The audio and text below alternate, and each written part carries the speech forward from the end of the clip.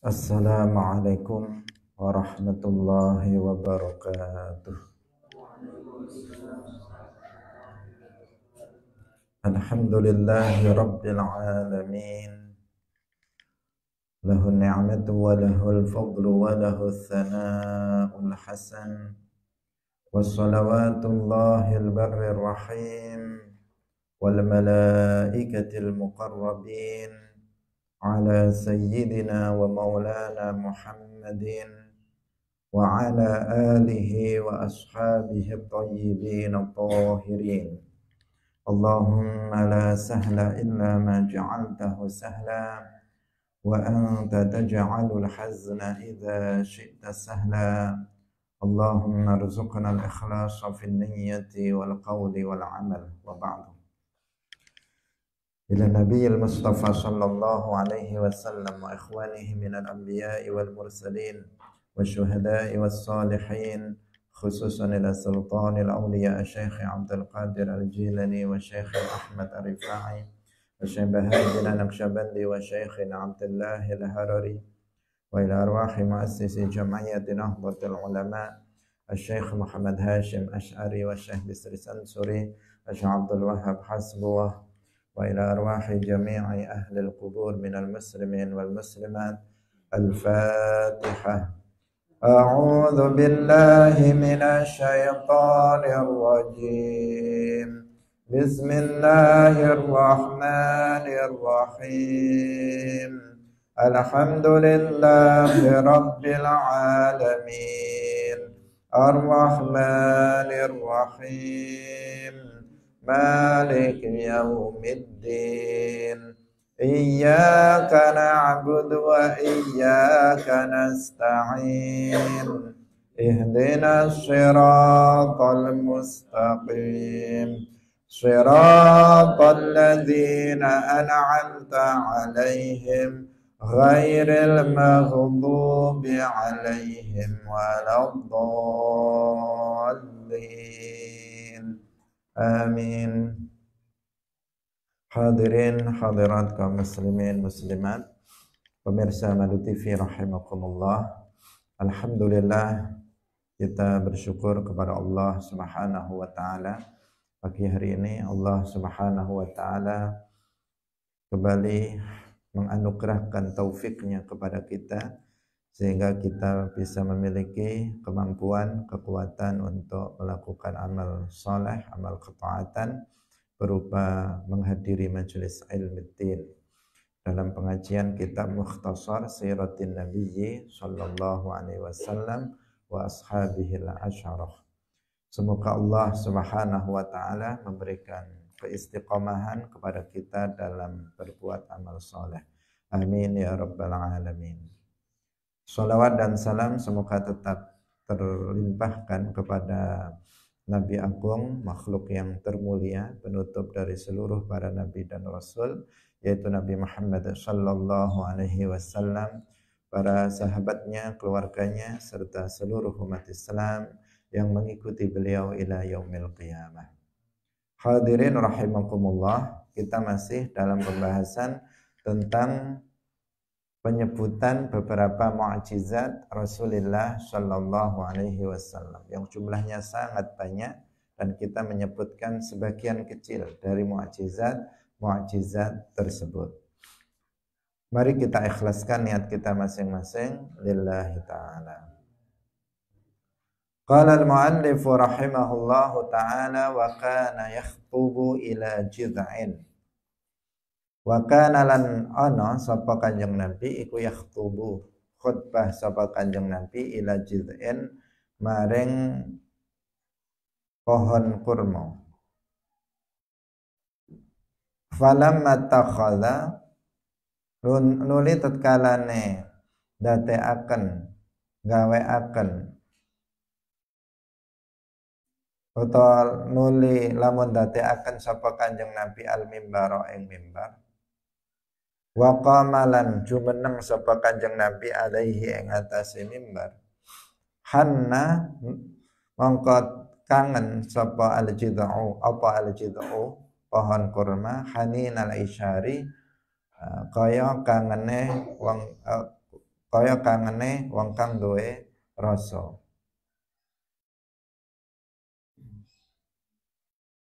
Hatta ja'ahu sehingga teka sapa Kanjeng Nabi ilaihi maring Cidza. Wal tazamahu lan dekep sapa Kanjeng Nabi ing Cidza. Wa kana lan ana sapa al-Cidza iku ya innu ngrintih sapa al-Cidza kama ya innu kaya oleh ngrintih sapa asabiyu bocah cilik. Alladzi kang yusakkatu kang den nengaken sapa alladzi summa sakana nuli meneng sapa alladzi summa sakana nuli meneng apa Cidza. Wa naba'alan nyumber apa alma'u banyu min baini asabi'ihi saking antarane pira-pira drijine Kanjeng Nabi ghaira marratin kelawan sakliyane sekali. Wasabbahalan maca tasbih apa al-hasa krikil fi kaffihi ing dalem epe-epeke Kanjeng Nabi. Tsumma wada'ahu nuli nyalehaken sapa Kanjeng ing al-hasa fi kaffi Abi Bakrin ing dalem epe-epe tangane Abi Bakar. Tsumma Umar tsumma Utsman fasabbaha nuli tasbih apa al-hasa maca tasbih apa al-hasa. Wa kanu lan ana sapa para sahabat iku yasmauna padha ngrungu sapa para sahabat tasbih at-ta'ami ing tasbihe panganan indahu ing dalem ngersane Kanjeng Nabi wa huwa halih utai ta'am iku yuk aluten pangan apa ta'am. Wa sallama lan uluk salam alaihi ing atase Kanjeng Nabi apa al-hajaru watu wasyajaru lan wit layalia ing dalem pira-pira wengi bu'itsat den utus sapa Kanjeng Nabi. Wa kallamathu lan ngomong ing Kanjeng Nabi apa azira'u lengen kambing almasmumatu kang den racun. Wa matalan mati sapa allazi wong akala kang wis mangan sapa allazi ma'ahu sartane Kanjeng Nabi minasyati saking wedhus almasmumati kang den racun. Wa asyalan wa'asya lan urip sapa Kanjeng Nabi huwa ya Kanjeng Nabi sallallahu alaihi wasallam ba'dahu ing dalam sause kejadian iku arba'asinina ing papat pira-pira tahun. Wa syahida lan naksaaken apa azzibu serigala binubuwatihi kelawan kenabiane Nabi Muhammad. Wa marralan lewat sapa Kanjeng Nabi fi safarin ing dalam lelungan bibairin kelawan unta yustaqa kang den moti banyu alaihi ing atase bair.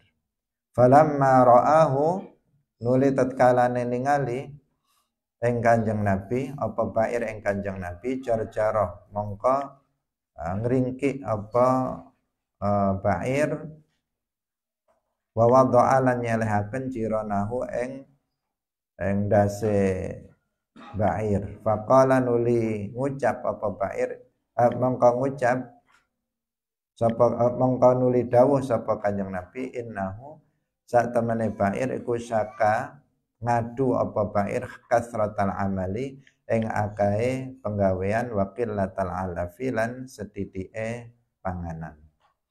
Hadirin rahimakumullah.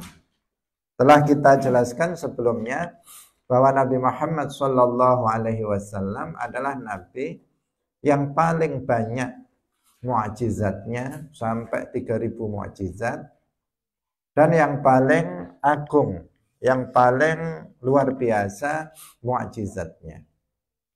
Di antara mu'jizat beliau adalah menangis merintihnya pohon kurma karena rindu terhadap Rasulullah Shallallahu Alaihi Wasallam. Diriwayatkan bahwa dahulu Rasulullah Shallallahu Alaihi Wasallam itu kalau berkhutbah, Kalau beliau sedang berkhutbah, maka beliau berkhutbah di dekat sebuah pohon kurma. Kalau berkhutbah. Sehingga kemudian ditawarkan kepada beliau oleh para sahabat untuk dibuatkan sebuah mimbar, tempat khutbah khusus. Dan Nabi SAW menyetujuinya, sehingga para sahabat membuat mimbar untuk khutbah Rasulullah SAW. Setelah mimbar itu ada, setelah mimbar itu dibuat, kemudian Rasulullah setiap kali khutbah, beliau berkhutbah di mimbar itu. Dan pohon kurma yang biasa di dekat dipegang Nabi ketika beliau khutbah, itu otomatis ditinggalkan karena Nabi khutbahnya sekarang di mimbar tersebut. Suatu hari ketika Nabi sedang berkhutbah, terdengar suara rintian menangis. Setelah dicari sumber suaranya, ternyata suara tangisan itu berasal dari sebuah pohon kurma. Ini sesuatu hal yang luar biasa. Gimana pohon bisa menangis? Karena dia seperti dia memiliki seperti manusia yang memiliki perasaan rindu sehingga bersedih menangis. Seperti itu. Padahal pada umumnya namanya pohon itu ya dia kan bukan sesuatu yang bernyawa. Pohon itu tidak memiliki ruh. Dia tidak dikatakan hidup sebagaimana manusia dan binatang. Sehingga pada umumnya ya nggak ada pohon itu rindu, pohon itu nangis, pohon itu merintih, kangen, itu nggak ada pohon yang kayak begitu. Nah, pada umumnya seperti itu. Tapi di hadapan Rasulullah Shallallahu Alaihi Wasallam, sebuah pohon kurma itu menangis karena rindu untuk didekati oleh Rasulullah Shallallahu Alaihi Wasallam. Ketika Nabi mengetahui sumber suaranya berasal dari pohon kurma yang selama ini disentuh oleh Nabi ketika berkhutbah, berada di dekat Nabi ketika berkhutbah, Nabi kemudian mendekatinya dan kemudian merangkul pohon itu, mendekap pohon itu, sehingga pohon itu sedikit demi sedikit itu diam dari tangisannya. Jadi bukan langsung diam begitu. Seperti anak kecil, digambarkan seperti anak kecil. Ketika anak kecil itu menangis, kemudian digendong oleh ibunya, dia kan nggak langsung diam, tapi masih pelan-pelan, sedikit demi sedikit diam gitu. Itu juga kayak begitu. Ketika didekap oleh Nabi, rintiannya, tangisannya sedikit demi sedikit itu kemudian berhenti. Ternyata pohon kurma itu menangis karena rindu Rasulullah Shallallahu Alaihi Wasallam. Jika sebuah pohon saja itu rindu kepada Nabi, bagaimana dengan kita umatnya yang manusia, yang beriman kepada beliau? Tentu sudah selayaknya kita merindukan Rasulullah Shallallahu Alaihi Wasallam. Kita yang mengaku mencintai Rasulullah, hendaknya kita juga memiliki rasa rindu terhadap Rasulullah Shallallahu Alaihi Wasallam untuk bisa kita bertemu Rasulullah, untuk kita bisa melihat Rasulullah Shallallahu Alaihi Wasallam dalam tidur kita, untuk bisa kita berziarah ke makam Rasulullah Shallallahu Alaihi Wasallam. Hadirin rahimakumullah, ini mukjizat yang sungguh luar biasa. Yang kemarin kita katakan lebih hebat dari mukjizat Nabi Isa yang bisa menghidupkan orang mati. Karena orang mati dulunya ada nyawanya, kemudian nyawanya dicabut menjadi mati, nyawanya dikembalikan hidup lagi. Sementara sebuah pohon kurma itu nggak pernah punya ruh dia, nggak pernah punya perasaan, nggak punya ruh, nyawa, tetapi kemudian di hadapan Nabi sebuah pohon kurma bisa menangis seperti halnya manusia karena merindukan Rasulullah Shallallahu Alaihi Wasallam. Nah, sesuatu hal yang luar biasa terjadi pada Rasulullah Shallallahu Alaihi Wasallam. Wa naba'alan nyumber. Sudah tadi kita baca ya. Mukjizat yang berikutnya adalah air yang keluar dari jari-jari Rasulullah, dan itu tidak hanya sekali. Kejadian seperti ini tidak hanya sekali, tetapi berkali-kali. Dalam beberapa tempat, dalam beberapa kesempatan, itu terjadi. Bukan hanya satu kali saja. Ghaira marrah. Dari sela-sela jari Nabi, yang ini terdiri dari daging, tulang, darah, ya kan? Kemudian keluar dari sela-selanya air yang bersih, air yang suci, yang bisa digunakan oleh para sahabat untuk minum dan berwudu. Bahkan air ini yang disebut oleh para ulama sebagai afdalul miyah. Air yang paling utama adalah wa afdalul miyahi qad naba, disebutkan oleh para ulama min baini asabi'in nabiyyit taba. Air yang paling utama adalah air yang menyumber, air yang keluar dari sela-sela jari Nabi yang diikuti. An-Nabiyul Muttaba, An-Nabiyut Taba, Nabi yang diikuti oleh umat Islam. Ini adalah dikatakan afdalul miyah. Dia bukan hanya suci, tetapi juga suci, mensucikan, bisa untuk minum dan juga bisa untuk digunakan untuk bersuci. Nah, karena ini terjadi dalam sebuah kesempatan di mana di antara para sahabat ketika itu nggak ada air. Ada air hanya sedikit. Diriwayatkan hanya satu wadah saja airnya itu. Sementara jumlah para sahabat itu sangat banyak. Dalam beberapa kesempatan itu ratusan, dalam kesempatan yang lain itu ribuan para sahabat. Sementara airnya cuma satu wadah saja.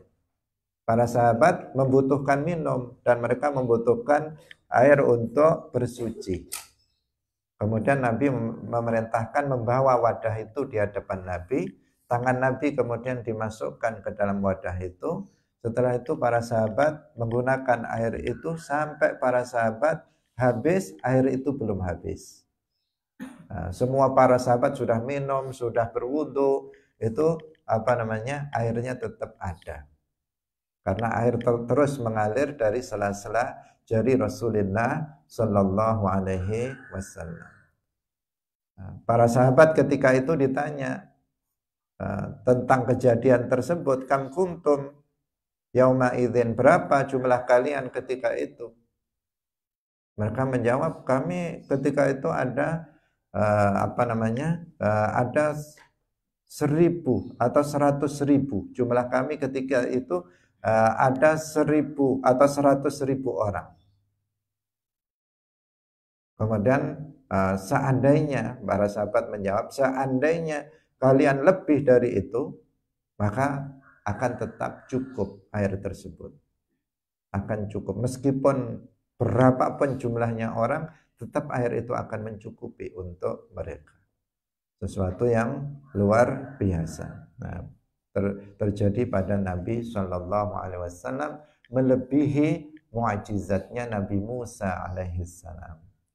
Nabi Musa, tongkatnya dipukulkan kepada sebuah batu yang padat, kemudian dengan sebab itu air mengalir dari sela-sela batu tersebut yang kemudian bisa dibuat minum oleh Banu Israel, umatnya.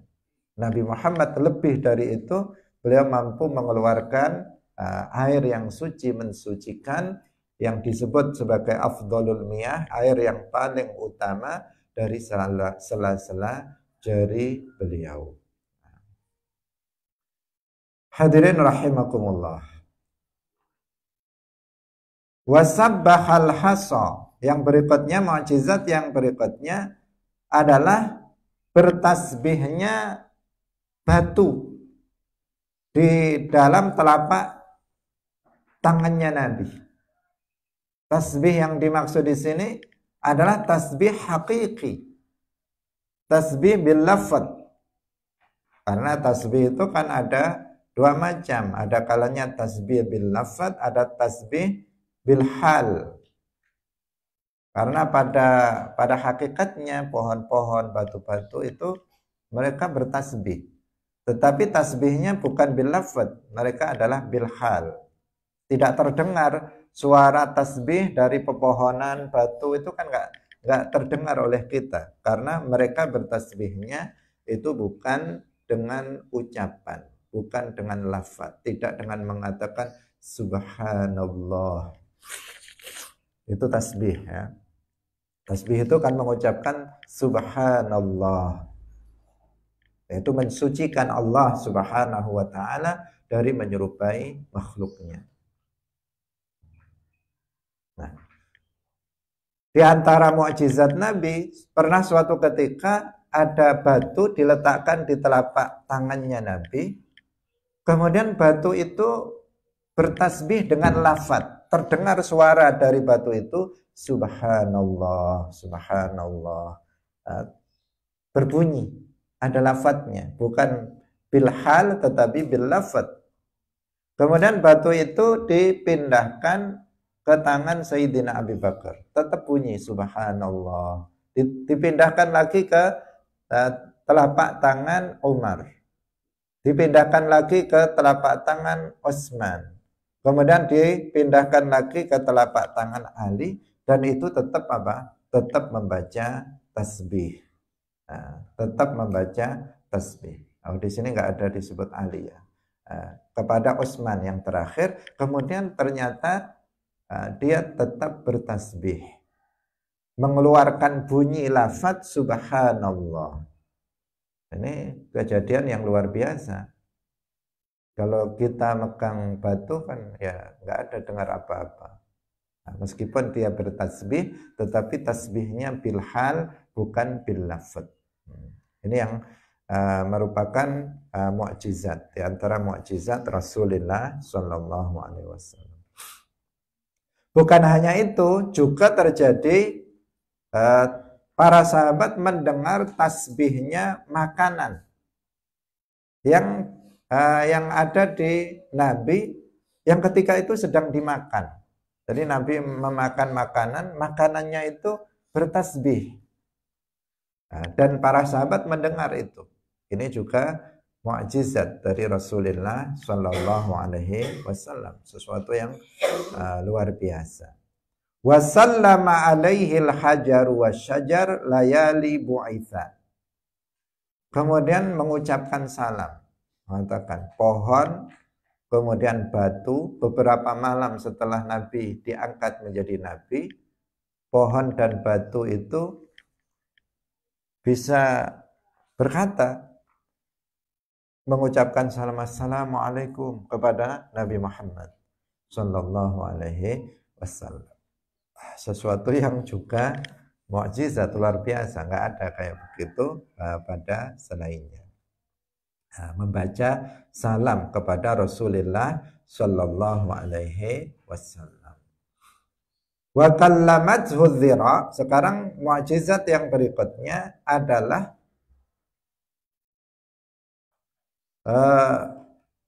dzira al-masmumah. Dzira itu kan lengan ya, lengan kambing yang dimaksud di sini. Jadi ceritanya begini. Ada seorang perempuan Yahudiyah, seorang Yahudi, perempuan Yahudi. Orang Yahudi ini memang harus diwaspadai. Sampai sekarang mereka membuat masalah, membuat kerusakan di muka bumi ini. Yahudi yang mereka beragama yang menyelewengkan ajaran Nabi Musa alaihissalam dan merubah kitab Taurat, orang-orang kafir dari kalangan orang Yahudi. Dari dulu sampai sekarang mereka selalu membuat masalah terhadap umat Islam. Di zaman Rasulullah Shallallahu Alaihi Wasallam, orang-orang Yahudi ketika mereka sudah terdesak, kalah, mereka berdamai dengan umat Islam. Tetapi mereka banyak yang berkhianat, banyak yang mengkhianati Rasulullah Shallallahu Alaihi Wasallam. Dalam sejarah Islam banyak seperti Banu Nadir, banyak yang kemudian diperangi oleh Nabi dan bahkan sebagian diusir dari Al-Madinah Al-Munawwarah, seperti yang sudah kita sampaikan sebelumnya. Kemudian di antara tokoh-tokohnya ada juga yang kemudian pura-pura masuk Islam dan kemudian berusaha untuk merusak Islam dari dalam. Itu juga orang-orang Yahudi. Sampai sekarang di Palestina mereka juga membunuh umat Islam. Ini orang-orang Yahudi. Ketika mereka kuat, maka mereka akan menzalimi umat Islam. Nah, ada seorang perempuan Yahudiyah, pembenci Nabi, itu berusaha untuk membunuh Nabi dengan cara meracuni makanan yang akan dimakan oleh Rasulullah Shallallahu Alaihi Wasallam, yaitu makanan berupa daging kambing dimasak oleh perempuan Yahudi ini, kemudian dikasih racun yang mematikan, racun yang sangat berbahaya. Sekali makan orang langsung akan mati dengan racun itu. Nah, dikasih racun sama perempuan Yahudi itu dan dihidangkan di hadapan Rasulullah Shallallahu Alaihi Wasallam. Nah, ketika itu Nabi bersama sebagian sahabatnya itu yang nggak tahu kalau ada racun di situ dalam makanan tersebut. Sehingga Nabi makan, sahabat itu juga makan. Sahabat yang di dekat Nabi sama bareng makannya. Sahabat yang makan dengan Nabi langsung mati. Sementara Nabi makan sedikit. Ketika itu masih makan sedikit. Kemudian zira atau lengan kambing yang mau beliau makan itu bicara. Yang intinya jangan dimakan, saya ini ada racunnya. Jadi dia ngomong. Sehingga Nabi nggak jadi memakannya dan Nabi selamat. Tapi sempat Nabi itu mengicipinya. Sedikit beliau sudah makan. Nah, dengan sebab itulah maka kemudian racun itu memiliki pengaruh pada fisik Rasulullah Shallallahu Alaihi Wasallam. 4 tahun berikutnya Nabi wafat. Nah, salah satunya penyebabnya adalah racun itu. Dia tidak langsung mematikan karena Nabi makannya hanya sedikit dan daging yang beliau makan itu bisa bicara. Ini mukjizat Rasulullah Shallallahu Alaihi Wasallam. Karena seandainya dia tidak memberitahu Nabi kalau dalam daging itu ada racunnya, maka ini sangat berbahaya karena racunnya racun yang mematikan. Memang sengaja orang perempuan Yahudi ini, dia perempuan jahat yang memang benci terhadap Rasulullah, ingin membunuh Nabi. Terbukti apa? Sahabat yang bersama Nabi itu langsung mati. Seketika di tempat itu langsung mati. Ganasnya racun yang dibubuhkan oleh perempuan Yahudi itu. Nah, Nabi sendiri diberitahu oleh daging itu, tapi sempat Nabi sudah memakannya sedikit. Yang kemudian racun itu tetap meskipun sedikit, tetapi racun itu tetap menjalar di tubuh Nabi, sehingga 4 tahun berikutnya Nabi Shallallahu Alaihi Wasallam sakit, kemudian beliau wafat. Nah, salah satunya penyebab awalnya adalah racun itu yang dibubuhkan oleh orang perempuan Yahudi di saat beliau dihidangi makanan oleh mereka, oleh dia. Ini mukjizat Nabi, bagaimana makanan bisa berbicara, berbicara, memberitahu Nabi tentang racun yang ada pada makanan beliau. Sehingga harus diwaspadai orang-orang yang orang-orang Yahudi yang mereka senantiasa tidak ridho terhadap umat Islam. Walam tardha ankal Yahud. Orang-orang Yahudi nggak akan pernah ridho terhadap kita umat Islam. Wa syahida dzi'bu binubuwwatihi. Yang berikutnya adalah wa syahida dzi'bu binubuwwatihi, yaitu persaksian seekor serigala terhadap kenabian Nabi Muhammad sallallahu alaihi wasallam. Serigala. Nah, serigala itu binatang buas. Nah, binatang buas yang biasanya memakan kambing. Kalau ada kambing di ingon, digembalakan di tempat penggembalaan, kalau nggak dijaga, ada serigala datang, bisa dimakan serigala itu karena dia adalah binatang buas. Nah, suatu ketika serigala itu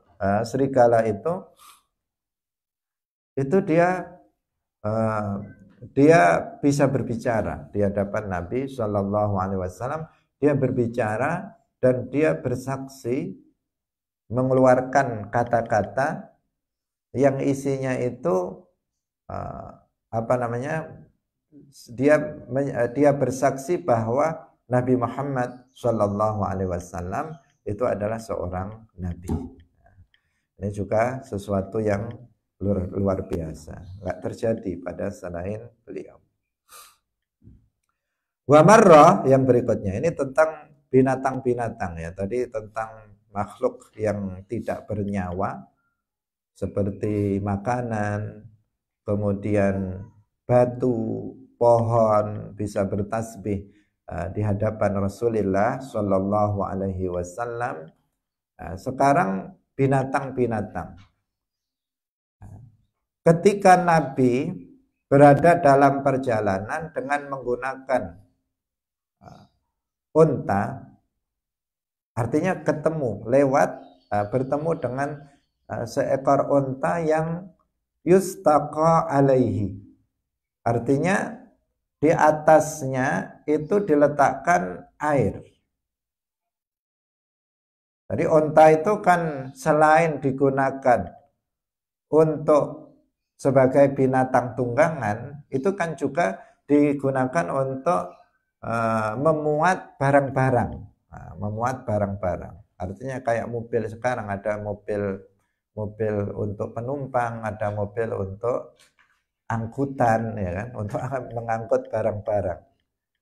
Nah, unta juga demikian, ada yang untuk angkutan, ada angkutan manusia, ada angkutan barang.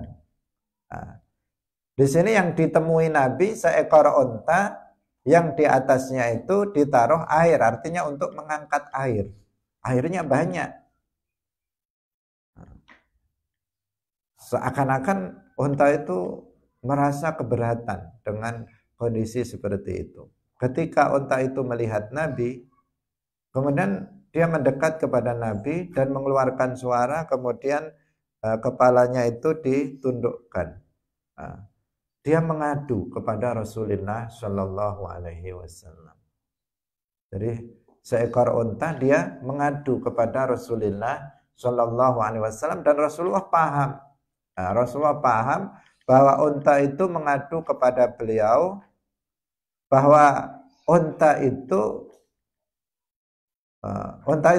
ingin apa? Ingin agar Nabi membeli unta itu.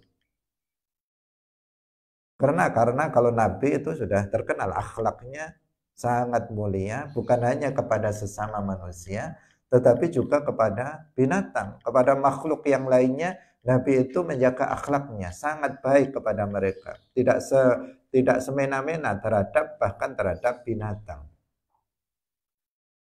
Jadi intinya unta ini merasa berat karena terlalu dibebani pekerjaan yang banyak, sementara makannya sedikit. Jadi jarang dikasih makan, tapi dipekerjakan terus menerus, suruh ngangkut barang-barang yang berat. Nah, sementara makanannya nggak begitu banyak. Nah, sehingga mengeluh kepada Nabi, minta kepada Nabi agar dirinya dibeli oleh Nabi, biar jadi ontanya Nabi. Kalau jadi ontanya Nabi enak. Sehingga dia onta itu ingin jadi ontanya Nabi, minta dibeli. Nah, tetapi onta itu kan penghidupan bagi pemiliknya. Artinya sumber penghidupan bagi pemiliknya. Sehingga Nabi kemudian memberitahu kepada pemiliknya. Onta ini dia mengeluh kepada saya bahwa katanya dia banyak dibebani pekerjaan sementara makannya hanya sedikit. Nah, diberitahu pemiliknya agar juga seimbang. Kalau kasih pekerjaannya banyak, ya makannya juga banyak. Kalau nggak imbang kan nanti meskipun binatang dia akan berat, merasa keberatan. Nah, hadirin rahimakumullah. Nah, kita lanjutkan kembali. Kemudian yang berikutnya, jadi dikatakan di sini apa? Innahu syaka kasratal amali. Jadi onta itu mengadu kepada beliau banyak kerjaan, waqillatal alafi, dan sedikit makannya. Nah, mengeluh tentang masalah itu, diadukan kepada Rasulullah Shallallahu Alaihi Wasallam. Luar biasa.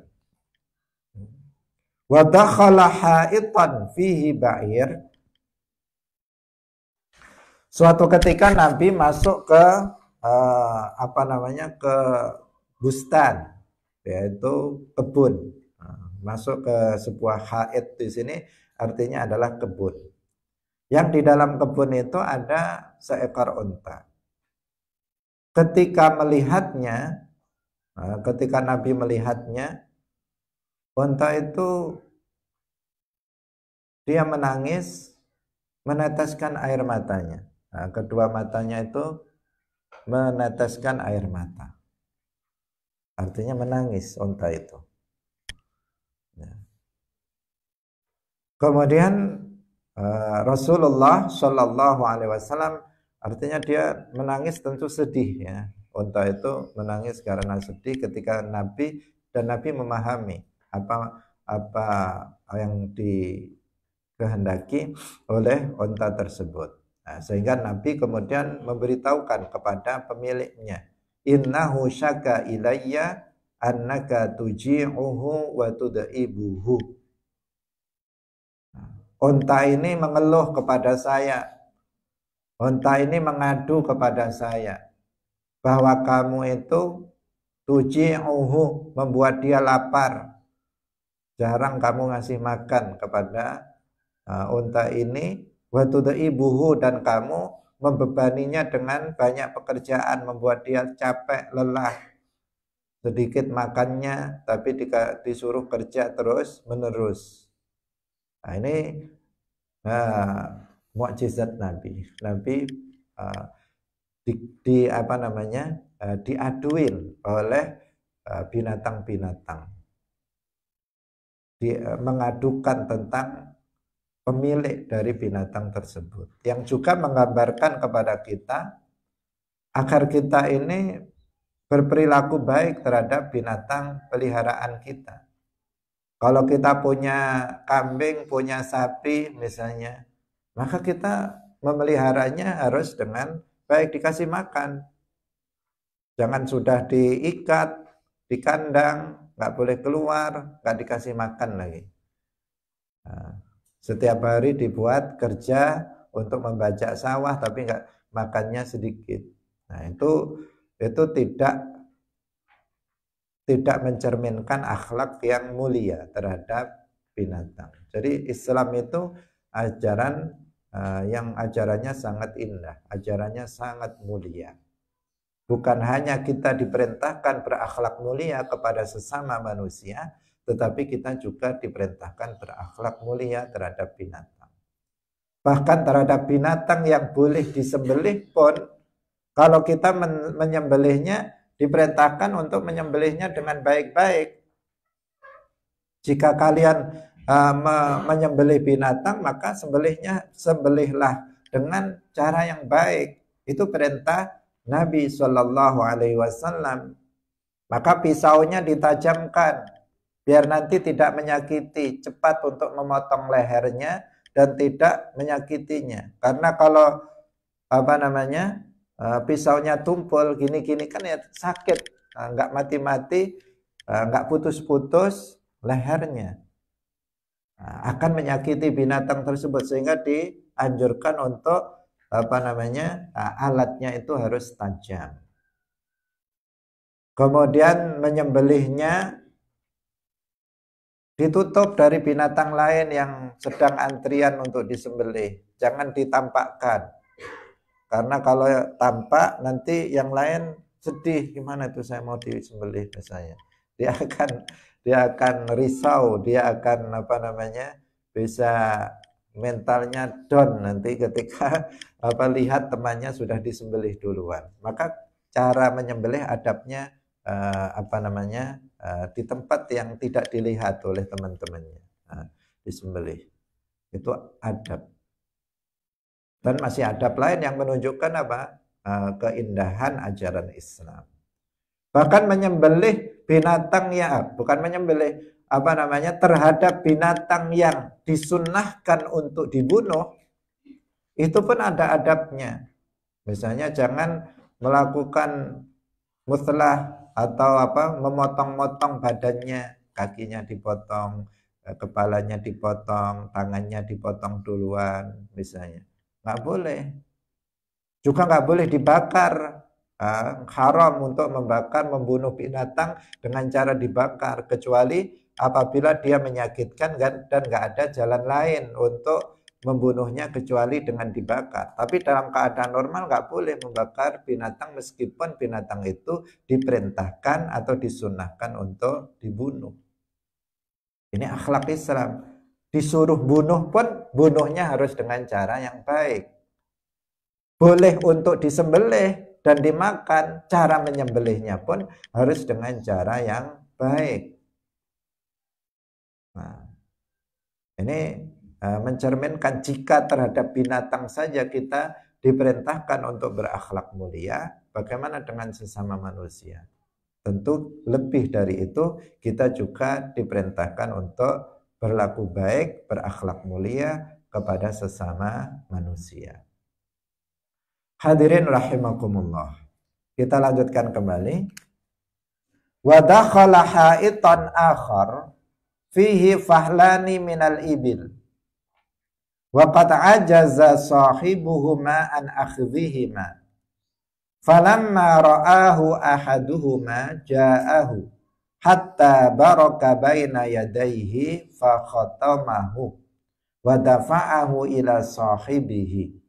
Falamma ra'ahu al-akhar fa'ala mithla dzalika. Suatu ketika Nabi masuk ke kebun yang lainnya. Kalau yang tadi tentang unta yang menangis sampai meneteskan air mata mengadukan tuannya kepada Rasulullah Shallallahu Alaihi Wasallam. Nah, sekarang ketika Nabi masuk ke suatu kebun, di situ ada dua unta jantan, yang pemiliknya itu nggak bisa menangkapnya. Kalau unta jantan ini kan dia liar di sini, sulit untuk ditundukkan. Ya nggak semuanya. Ada unta bermacam-macam, seperti sapi, kambing juga demikian. Ada yang penurut, ada yang enggak. Nah, di sini dua unta jantan yang pemiliknya itu nggak bisa mengendalikannya, sulit untuk dikendalikan. Nah, ketika Nabi itu melihatnya, kemudian unta itu malah datang, kemudian dia duduk. Ra'ahu ahaduhuma falamma ra'ahu ahaduhuma ja'ahu hatta baraka baina yadayhi. Unta itu malah datang, kemudian dia duduk di depan Nabi. Tadi pemiliknya sudah kewalahan untuk menundukkannya, untuk memegangnya. Begitu melihat Nabi, unta itu langsung datang dan duduk di hadapan Rasulullah Shallallahu Alaihi Wasallam. Ini menunjukkan kemukjizatan. Ini mukjizat Rasulullah Shallallahu Alaihi Wasallam. Hatta barokah. Barokah itu artinya adalah duduk. Maka harus hati-hati. Nah, harus hati-hati dalam menggunakan bahasa. Karena ada sebagian orang, bahkan banyak orang ini salahnya sudah salah kaprah. Salahnya sudah salah kaprah. Bahkan dibuat lagu. Mabruk. Mabruk. Alfa mabruk.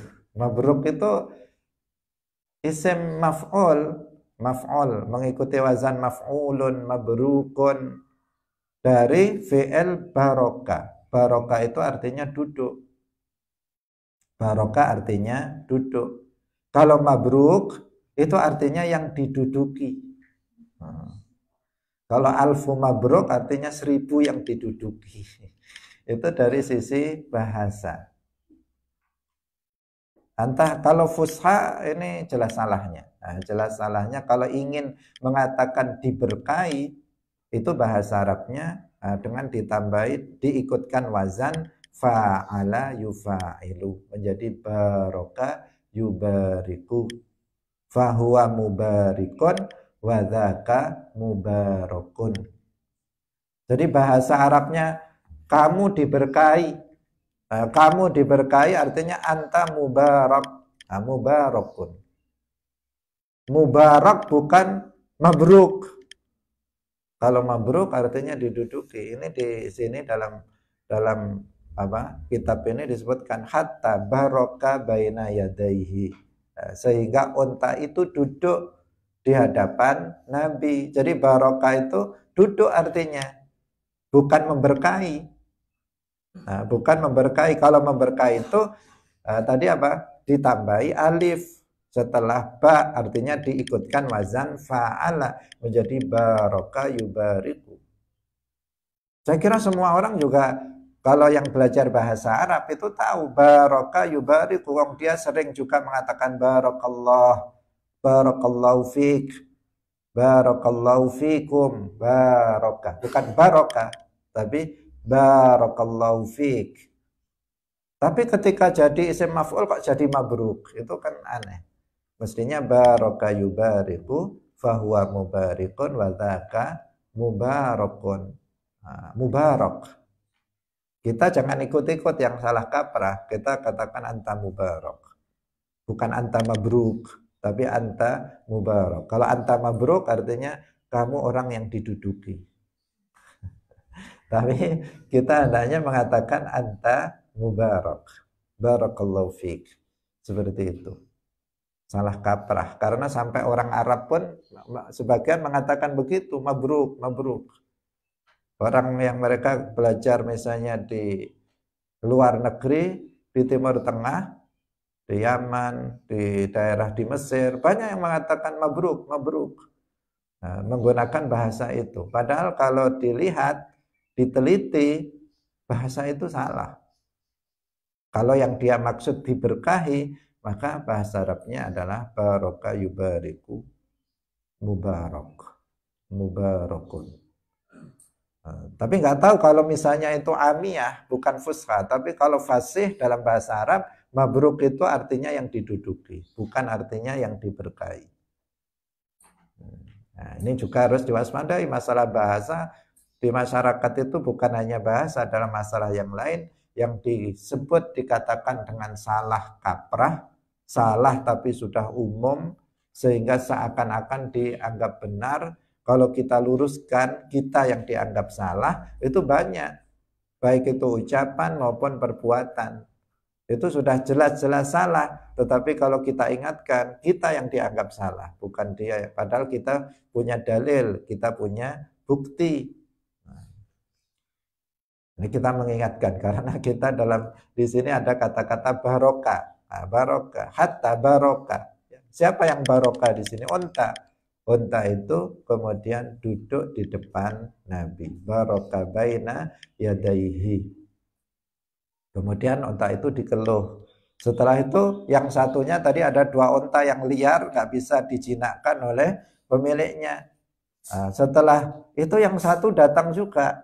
Yang tadi yang satu yang liar tadi datang juga di hadapan Nabi dan dia bersimpuh duduk di hadapan Nabi. Sehingga kemudian bisa untuk dikeluh dan diberikan kepada pemiliknya oleh Rasulullah Shallallahu Alaihi Wasallam.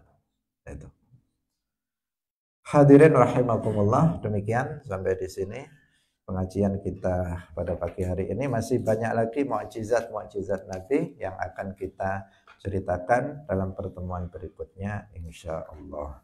Barakallahu fikum wallahu muwaffiq ila aqwamit thoriq.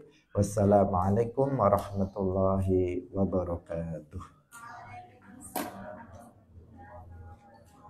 La ilaha illallah. Allahumma salli ala sayyidina Muhammad wa ala alihi wa sahbihi wa sallim. Rabbi ghfirli wa liwalidayya wa lil mu'minina wal mu'minat.